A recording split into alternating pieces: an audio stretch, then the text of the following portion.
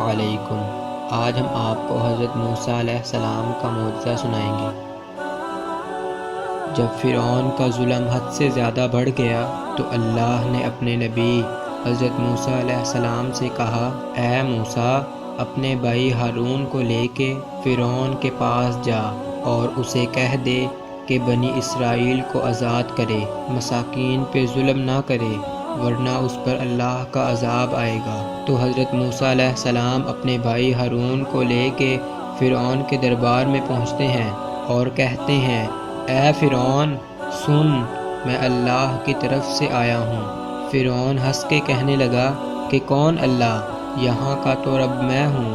حضرت موسیٰ علیہ السلام فرمانے لگے، اے اپنے آپ کو خدا کہلانے والے، تیری حکومت تو بس ان چند لوگوں پر ہے، لیکن حقیقی خالق وہ ہے جو مشرق اور مغرب پر حکومت کرتا ہے، جس نے زمین و آسمان کو پیدا کیا، جس کی سلطنت تلے چرند پرند زندگی بسر کرتے ہیں۔ فرعون زور زور سے ہنسنے لگا اور کہنے لگا کہ اے موسیٰ، کیا تو دیوانہ تو نہیں ہو گیا؟ اپنے کپڑے دیکھ، اپنی حیثیت دیکھ، نکل جاؤ ورنہ میں تمہیں قید کرا دوں گا۔ اللہ کے نبی حضرت موسیٰ علیہ السلام نے فرمایا، اے فرعون، اگر میں ابھی کوئی اللہ کی نشانی لے آؤں تو پھر تم بنی اسرائیل کو آزاد کرو گے، انسانوں پہ ظلم کرنا ختم کرو گے؟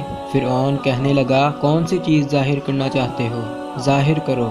بس اللہ کے حکم سے حضرت نے اپنی عصا کو زمین پر رکھا، وہ عصا سانپ بن کر پورے محل میں گھومنے لگا۔ فرعون کے محل والے سب حیران ہو گئے۔ فرعون کہنے لگا کہ اے موسیٰ، کیا تو اس جادو کے زور سے میری سلطنت کو ختم کرنا چاہتا ہے، بنی اسرائیل کو آزاد کرنا چاہتا ہے؟ اے موسیٰ، یہ زمین جادوگروں کی زمین ہے اور میرے پاس اس سے بھی بڑے جادوگر موجود ہیں، کیوں نہ ایک مقابلہ کرتے ہیں؟ تو اپنا جادو دکھا، ہم اپنا جادو دکھاتے ہیں۔ اللہ کے نبی حضرت موسیٰ علیہ السلام نے فرمایا، اے فرعون، یہ جادو نہیں بلکہ اللہ کی نشانی ہے۔ فرعون نے اپنے محل کے 40 جادوگروں کو بلایا جو بچپن سے ہی جادو سیکھ رہے تھے، اور ایک طرف اللہ کے نبی حضرت موسیٰ علیہ السلام اور ان کا بھائی ہارون تھا۔ اللہ کے نبی حضرت موسیٰ علیہ السلام فرمانے لگے، اے جادو کرنے والو، جھوٹ نہ بولو، اللہ کی مخلوق کو گمراہ نہ کرو، میں اللہ کا نبی ہوں، کوئی جادوگر نہیں، میں تو تمہارے رب کی طرف سے تمہاری اصلاح کرنے آیا ہوں۔ وہ جادوگر آپس میں بات کرنے لگے، کچھ نے کہا کہ شاید یہ نبی ہو اور کچھ نے کہا نہیں۔ صلاح مشورے کے بعد وہ سب جادوگر فرعون کے پاس آئے اور کہنے لگے کہ اگر ہم غالب آ گئے تو ہمیں کیا انعام ملے گا؟ فرعون کہنے لگا کہ اے جادوگروں، جو جو تم چاہو گے وہ سب تمہیں ملے گا اور تم ہمارے خاص لوگوں میں شامل کیے جاؤ گے۔ وہ سب لالچ میں آ کر موسیٰ علیہ السلام کے پاس آئے اور کہنے لگے، یہ دونوں صرف جادوگر ہیں اور کچھ نہیں، ان دونوں کا مقابلہ کرنے کے لیے تو ہم ہی کافی ہیں۔ پھر وہ 40 جادوگر موسیٰ علیہ السلام کی طرف بڑھنے لگے۔ تمام لوگ حیرت سے دیکھ رہے تھے اور کہہ رہے تھے کہ آج جو غالب ہو گیا وہی سچا ہے۔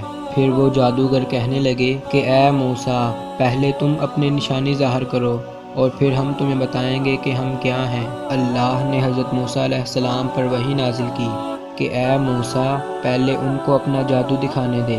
پس ان کے پاس جو جو لاٹھیاں اور رسیاں تھیں انہوں نے زمین پہ پھینکی اور انسانوں کی آنکھوں پر جادو کر دیا۔ دیکھتے ہی دیکھتے انسانوں کو وہ سب سانپ نظر آنے لگے۔